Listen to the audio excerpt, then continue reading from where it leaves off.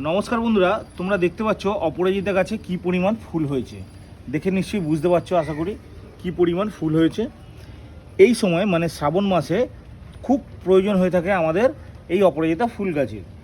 এই ফুল গাছের এই সময়ে একটা সমস্যা হচ্ছে সেটা হচ্ছে যারা আমরা ছোট পটে করি তাদের কিন্তু গাছগুলোর মধ্যে এত সুন্দর ফুল আসে না।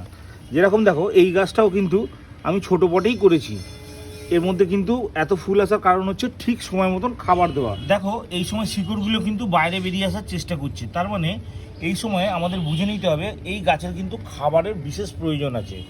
অতিরিক্ত ছোট পটে হলে কিন্তু গাছগুলো এত ভালো বৃদ্ধি পাবে না এবং গাছের মধ্যে ফুল আসবে না। দেখো এর মধ্যে রয়েছে আমার মিশ্র সার তৈরি করা আছে, তার ভিডিও আছে, তোমরা চাইলে দেখে নিতে পারো। এই দেখো মিশ্র সারটা এত সুন্দর তৈরি হয়ে রয়েছে। এই এক মুঠো মিশ্র সার আমি এই গাছটার মধ্যে দিয়ে দেবো। দেখো আস্তে আস্তে এর মধ্যে ধার দিয়ে দিয়ে দেবো। এইভাবে মিশ্র সারটা দিয়ে আস্তে আস্তে আমাকে ধার দিয়ে একটুখানি মাটিটা খুঁজে দিতে হবে। দেখতে পাচ্ছ দেখো কত সুন্দর কিন্তু শিকড়গুলো বাইরে চলে আসছে, বুঝতে পারছো? তার মানে গাছটার কিন্তু প্রচণ্ড খাবারের প্রয়োজন, সেই জন্য শিকড়গুলো একদম উপর দিকে চলে এসেছে। আমি আস্তে আস্তে এর মধ্যে দিয়ে দিলাম খাবার, দিয়ে এবার একটু জল দিয়ে দেবো, তাহলে কিন্তু গাছের খাবার দেওয়া হয়ে গেল। তাহলে দেখতে পাচ্ছ কত সুন্দর আমার গাছের মধ্যে ফুল এসে গেছে।